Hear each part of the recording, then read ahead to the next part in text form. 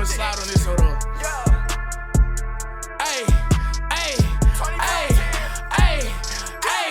See, I was gonna rock T Grizzly, but he got a whole lot of sense. What's happening, man? It's your boy Spittle, aka Mr. Big Spender. You now rocking here live with Ty Waterways.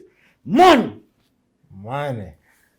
Big Spender, what's up, man? Appreciate you pulling up. I appreciate you having me, my guy. Yeah, yes, sir. So we'll get right into it. Who are you? As you already introduced, but where you from? Man, I'm from 2510 Shamrock Gardens. That's in Chesapeake, you know. Spado, of course. I'm really born and raised in the 7-5. Like, this my home. Like, I love being here. I love coming here. It's a blessing every time I'm in the city. So. Right, yeah. So what do you love most about VA?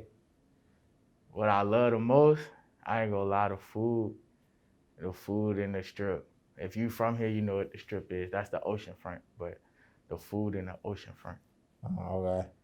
Yeah, that's interesting because we got a lot of people that, feel certain ways about the area. Yeah. But I feel like, if you can find those areas to appreciate, then you have a certain affection for it. So of course. Yeah, so we'll get into the 7-5 in a minute, but we'll start out, how you got your first experience and how you got into music. Let's see, I was like 8. I've been like freestyling since I was like 8. Like I really I had a song out when I was 12. It was like Party Up. I did it at my man's crib. So the day before it was supposed to be released, we was out like his house. You know how kids do, they play too much. They was slap boxing. When they was slap boxing, they hit the hard drive and it crashed. Oh shit. So I was like, yo, like what we supposed to do now? It's like, I don't know, like it was just history after that. So ever since then I just been applying pressure, Okay. So yeah, that experience turned into what you got going on now. Yeah. So you've been doing music for that long. What is your creative process like when you lock in to do music? When I'm in when I'm in a session, I don't like too many people in my session for real. Like if I invite you, you know what I'm saying, that's to come watch, if you want to hop on a song, you come get on a song or whatever, but I don't really like too many people in there. So like when I hear the beat or when I hear like one of the songs I've done already, I lock in. Like the beat I'm about to do, I'll play it back once or twice and then it's over from there. So my process is real simple. I come in, I lock in, I get to work, and I get out. Okay. Yeah. So how you choose who you lock in with in terms of like producer-wise? For real, like I'll contact the producer first. Like if I like his beat, I hit him up and be like, yo, can I hear some more? Like, you know what I'm saying? Like back in Richmond, like that's where I reside at. So I be over there a lot. So a lot of Richmond producers really be banging. Like my man's Lil G on the track, like I knew him through school. So when I got there, me and him clicked up like instantly. So he started playing me some beats. And ever since then, it's just been like that. Like, I always lock in with different producers, but that's my guy for sure. All right, dope. So, it definitely is a, all Virginia, but a difference between the 7-5 and Richmond. So, yeah. With you experiencing both of those, how have you got accustomed to Richmond and what are the differences you see? The real difference, I ain't gonna lie, it's the style. Like they flow different.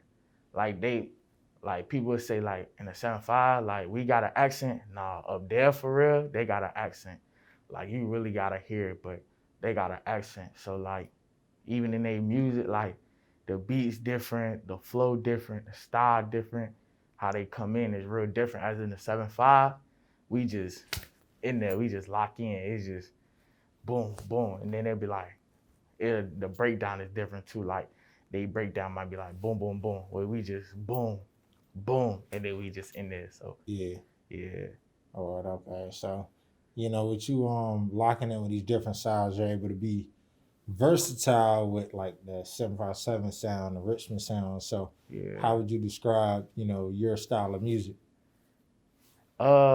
I ain't gonna lie, I describe my style like it's aggressive. It's aggressive, it's hype. Then I got something that's like motivational, storytelling. Then I got something that's just like you could play in the club for real. Like, I'm gonna throw this on. Like, I got something for everybody, you know. People in the trenches, you know, people coming home, you know, people passing. I got all different types, you know. Mm. So yeah, my style, I really can't say I got one style. It's just like my style is for me. Like, Or okay, so speaking of your style, how you got into music, all that. What was your upbringing like? And you just touched on all of that. for real, it was unique. Like, my upbringing was, I definitely say it was different than others. Like, yeah, I had a pops, but my pops was like 12 hours away. My pops was in Ohio, you know what I'm saying? So it was just me, my mama, my brothers. Like, so growing up, it was like mom working 2 jobs. So the oldest is like that parental figure, you know? Like, I tell my brother all the time, like, thank you, you know what I'm saying? Because he ain't had to do what he did. But like, that's like, growing up was like real crazy. Like, I love my brothers, but they really taught me how to get it out of the mud, you know? So like, they one of the reasons why I'm rapping too. So big shout Yeah, out to them. yeah, that's dope, man. I mean, you got that support system. Yeah. Somebody that showed you the ropes, but you were able to feel it out for your own way. So how important is that to you to have that support system, especially in an industry like this? It's vital. Like, it's necessary. Like, with no support, I don't think you're gonna make it for like everybody be like, oh, I did it on my own. Nah, you had somebody to help you somewhere along the way. Like, for real, I still wouldn't be rapping if it won't, like, for my older brother, you know. He'll be like, man, you got something you like, you got a talent, you got a gift, you gotta use it. Like, that's when most people fall off because they don't realize their potential and their passion. So like, when he heard me rap for the first time, he's like, oh snap, like, you gotta keep going. Like, ain't no choice. Like, so yeah, he really been like my biggest push for real, for real. Dope. Yeah, speaking of push, it's been a crazy year. So a lot of people had to push through that. So how have you been able to adjust to the pandemic in 2020 as a whole? I ain't gonna lie, just hustle. Like, you know, I treat it like it's still a regular day. Like, another day on above ground, you know, that's another day to be successful, you know. Another day to be better than yesterday. Another day to like perfect your craft, increase your work ethic. So like, you know, it stopped some things, like it stopped a lot of things, but for real, only you can stop yourself. So if you ain't working, then you just won't. If you weren't working before, then you're not gonna work now. So, you know. Yeah, yeah. So I feel like it's just kind of one of the things you got to find a way, or Yeah. just find a lane for you, because a lot of people can look at it different ways. We've had people talk about it and it'd be like a positive, but it's a lot of tragedy that happens. So so like we got to look at the positive side. But speaking of positive things, you graduated 2020. Yeah. If I'm not mistaken. Okay. Yeah. So how was that experience graduating during the pandemic? I ain't gonna lie, it's bittersweet. Like, we ain't never picture like I ain't never picture like graduating virtually. You know what I'm saying? As wild. Yeah, like I'm on, like, for real, like I'm my mama's youngest boy, so it's like graduating like that. She was like, you know, damn, like I can't even see him walk the stage, you know. So it was just like it's bittersweet. I was happy, but then it was like, I ain't doing enough yet. So Mm, yeah. So, yeah. And how did you take away from like your expectations for walking, physically, and then just virtually? Did you really care? Or you was just glad to be out of there? I cared at first, like when Corona first, like when the pandemic first happened, like we was hurt. Like I was hurt. I was still on campus. I was like, bro, I really might not walk. Then when the time came closer, I was just like, man, it is what it is. Like, Mm, I finished, you know, I graduated with a 3.7. So no. yeah, so Yeah. Salute, man. appreciate it.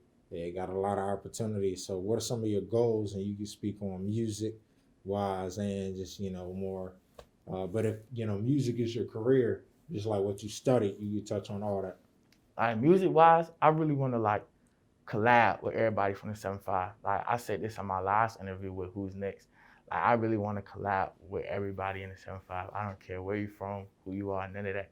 Like the 7-5 got talent, but we slow, like we so slept on. Like in the industry, we are so slept on. But we got talent, like raw talent. But as far as like career wise, I'm really trying to like build my own schools, like charter school, public school, even alternative school, like so that way I know like my people got somewhere to go regardless. You know, education is foundation of life, like it's power, like knowledge is power. So even in my music, like even outside of music, I still want to spread knowledge, you know what I'm saying? Because without it, we ain't gonna get far. So Yeah, definitely. I agree with that. Like you said, knowledge is power, especially just with the access to information technology yeah. that's available now. So, definitely got to inform the people. But, you spoke of the industry. So, what are some of the problems you see in the industry right now? Outside looking in, it's a whole lot of fakeness, you know, like and a whole lot of acceptance. Like people accept rats in the industry, like 6ix9ine. Like how can you like portray this lifestyle, but then when you caught up, you telling like, and people still be buying his records or listening to it. Like even when he was locked up, like you'll see it. That man got a $10 million record deal. Like how you told, like you told, and then it's like you see like artists click up, call each other brothers, and they known each other about what, a year, 2 years, three at the most. But then the rappers that's doing that, turning their back on the ones that fed them, like, and helped them. Like, if that's your guy, you never supposed to turn your back on your guys. Like, if they fed you, never bite the hand that feeds you, you know? It's like me, I'm big on loyalty. So, like, if you can't be loyal to them, how you gonna be loyal to that person you don't even know? Like, it's just a whole lot of fakeness going on. So. Yeah. I would say within the industry, you're getting that it's more Hollywood Yeah. than authentic. Like, yeah. Do you ever see that changing? to be honest, I don't know. Like, everybody wanna be like this flashy guy, like this, like that. Like, that's cool and all. But if you ain't feeding the ones that had you when you was broke, then it ain't worth much. Like, and like now it's just a whole lot of synthetic. Like, it's not too much realness left. Like, you got a few ones still left in the game, but most of them, they just, you know, wash, like wishy-washy. Like, that can't happen. Like, coming from where I come from, that's frowned upon. Like, we big on loyalty. So, like, without no loyalty, you don't have nothing. So, I hope it change. But God willing, when I get in the game, it's gonna change. Yeah. For real. Only a matter of time. Yeah. Sooner than you think. Yes, sir. So speaking of the real ones left, what are some of your or who your influences? Jay-Z, R.P. the Legends, Pac and Biggie. I ain't even gonna lie, I grew up on Wayne, like that old Wayne, Hot Boys, 500 Degrees, The Carter, who else? Herb, a little bit of Dirt, Zay Osama, Polo G. That's pretty much it for real. Okay. So those people that you named, got some real legendary projects, bodies of work. So what are some of the projects you got out so that the listeners and the viewers should be listening to? I just dropped the album. I dropped the album in December. It's called Back to 2510. That's a dedication to like my big brother who passed, R.P. Jermaine. That was a dedication to my older brother. Shout out to Justin. You know what I'm saying? That was a dedication to them. Also my father too, but my father passed a while back, so R.I.P. to him as well. So like I did that, to dedicate that to them and tell part of my story about where I'm from. So that's out on everywhere right now. SoundCloud, Apple Music, YouTube. I just dropped a single called Who to Rob out on Apple Music. So yeah. Right, okay. Yeah. So what is your favorite project or song that you have right now? Ooh, that's tough. I got a few. One of my favorites is Big Spender. Like, that right there, like that record, like I feel like you could play that anywhere, in a club, in a house, in front of your boys, whatever. Like Who to Rob is also my favorite because it's controversial. Like I was just like, bro, I'm tired of the industry. Like, so I just came at everybody in the industry, like respectfully, but however they take it is however they take it. Like Yeah. I'm gonna let the perception mess with their head. Yeah. But let's see. Um, Going in, featuring the producer Lil G on the track. That's also one of my favorites. No Love, featuring my boy JT Nice. And I say Hothead. Like I shot a video to that. That's coming out soon. That was probably one of my favorites. For real though. Okay. Yeah, I think that's healthy, with the competitiveness between rappers. You got to keep people on their toes. It's like you say, it's a lot of fake stuff. It's glamorous, but it's like, kind of those days of, I don't even want to say like freestyle battles. Yeah. It's just kind of like, what are you really putting it? What's the substance in your music? Exactly. Yeah. So, yeah. But yeah, aside from the projects, how you feel about features? We talked about producing, but you doing features or working with other people. I really like to do features. I ain't really like. I'd rather if somebody be like, "Yo, I need you to hop on this song." I'm all for it. Versus where for me to have somebody on my song, like I do them, but I ain't really big on them. But like if I hit you up and then you come through, then we got a banger, then yeah, like I'm all for it. But I ain't the one that's really pressed about it, like Yeah. So yeah, it is what it is on that one. Okay. So you were a writer at all, or you just locked into the studio? I just knock it out. Like I ain't write since I was like 10. That's wild. Yeah, I ain't writing over 12 years, so I don't write no more. You don't see yourself ever getting back to that? I wouldn't say never, but as of now, nah, cause like how I go in, I listen to the beat a couple times and I just knock it. Like I knock it out of the park. Like anybody that's been in a session with me, know like I don't write. They be like, bro, he lying. I be like, check my phone. I ain't nothing in my phone. I don't bring no notebook, no pen with me. It's just me in a booth. Like we married. Yeah. Hey, that's how you gotta be. Yeah. Yeah, for sure. So, speaking of the studio, you think there's like, good studios and opportunities for, aspiring artists out here in Virginia or 757 in Richmond? Yeah, it's plenty. Like, it's plenty, but at the same time, you gotta realize they all not cheap. Like, I ain't never seen no cheap studio. So like, you really gotta put the bread in. Like, it pay the cost to be a boss and it pay the cost of doing business. So if you're not willing to put the bread in, then you ain't gonna get nothing from it. Like, you get out what you put in, So. Yeah, definitely. Yeah, I feel like, that's what a lot of people say in terms of like, you got to put that money up. A lot of people, even if it's like doing features, people will be like, man, why you charge them? But the money has to move around. So, yeah. In my opinion, it's necessary to charge for features. Like, it's necessary. Definitely. Like, especially if you put in the work for this amount of months, years, and whatever, and you got a little buzz, and you put out a project, yeah, charge for features. Like, I could see if they your homies, and you be like, nah, I ain't gonna charge you, or that's to your discretion. But me personally, I prefer charging. Like if you reach out to me, and I be like, how much for a feature? I ain't gonna bob you over the head, and then I ain't gonna say like 100, but I don't think that's too much. Like, when there's most rappers out here that's charging 250, 300, 4, 5, like. Yeah, into the thousands. Yeah, even in the thousands. So. Yeah. So, yeah, definitely money has to move. But speaking on this topic, how you feel about the Virginia music scene right now? Because I think it has, grown over the past few years.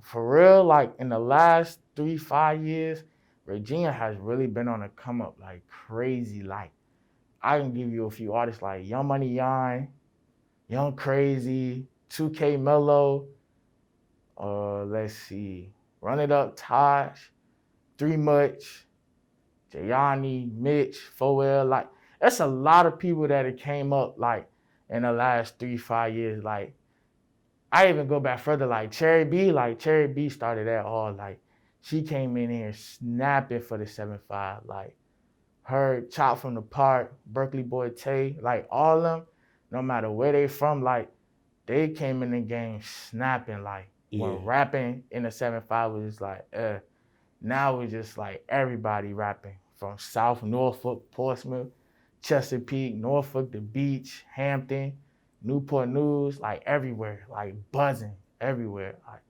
it's crazy. It's really crazy. Yeah, definitely. So, where do you see yourself? Like, I don't even want to put a time limit on it, but that end goal where like your dream location, you set up shop at doing business. For real, down south. I can't even say where. Probably like Atlanta or something. Like Atlanta, North Carolina, somewhere like I don't even know. Like, just I know it's somewhere down south. Cause down south they got a crazy music scene too. Like over the past few years, North Carolina has created a buzz. Like the Baby, Stunner, like them artists just go crazy. In Atlanta, you see everybody. Of course, Baby, Lil Baby, Gunna, Duh, even Rich Homie Quan, Migos, Gucci, Jeezy, like all of them. Like Yeah, yeah, I would definitely say the South as a whole, yeah, is really like, and it's funny because we're in a word position because like not the North, the South, like but yeah, yeah, it's Virginia, we just our own thing. Like right? even in the 7-5, we don't even like. You could ask me where I'm from. I'm from the 7-5. Like that's it. Like I ain't not. The 7-5 is the 7-5. Like one thing about us, we rep that like to the bone, to the heart. Like this ours. Like can nobody take that from us? Mm. Yeah, and three were two numbers, but in the segment 757 mean a lot. Facts. Yeah, but so what are your like I know we talked about your influences, but like what you try to take from in terms of creating music, what gets you in that zone of creating.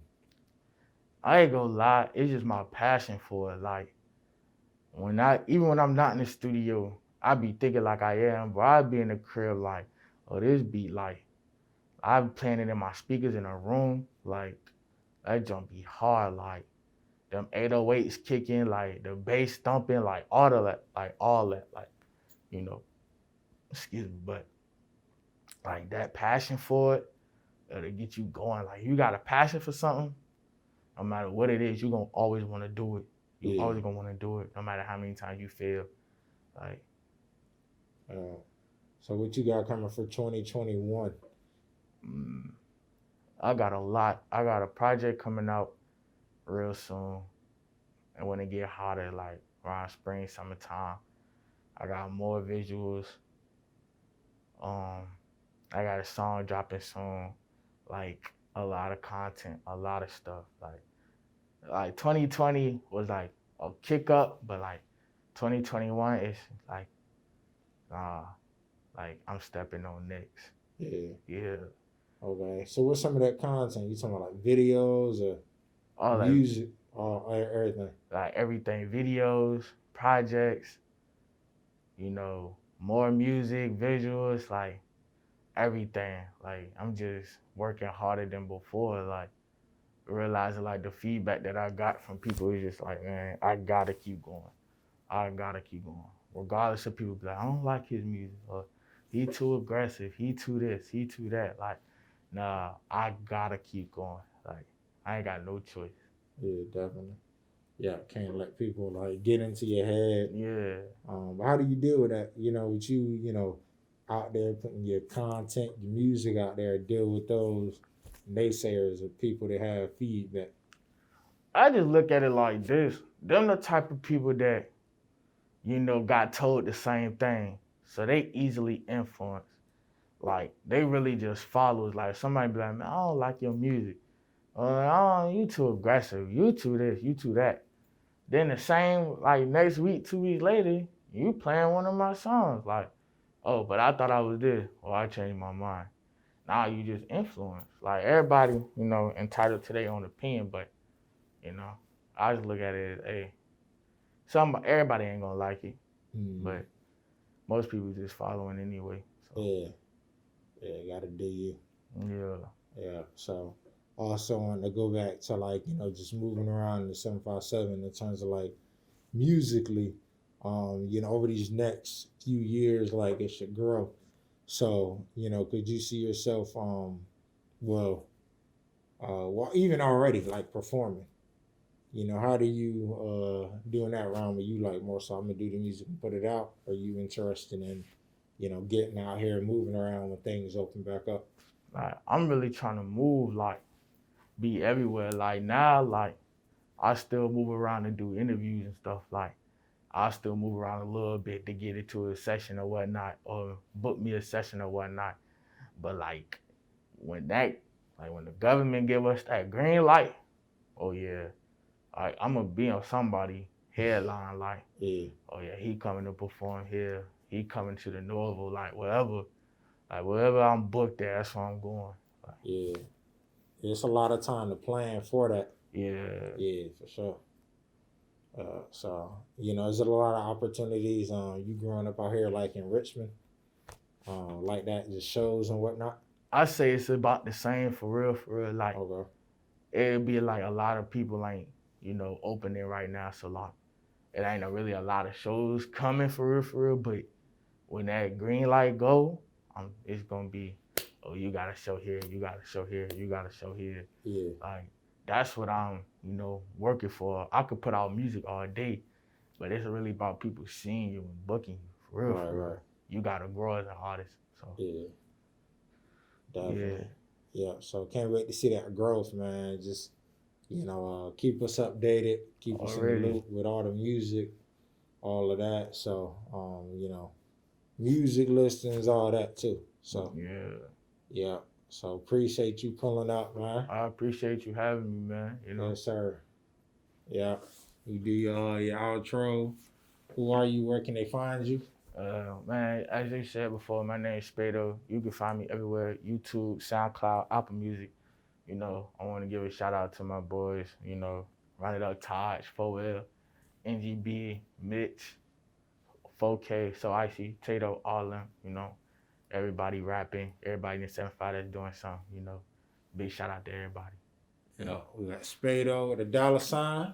Yes, sir. And we out. Whole lot of series. See, I was gonna rob Faith Evans, but I still listen to Biggie. I run up this thunder every single where baby at. This a Corvette, 8 where pop 100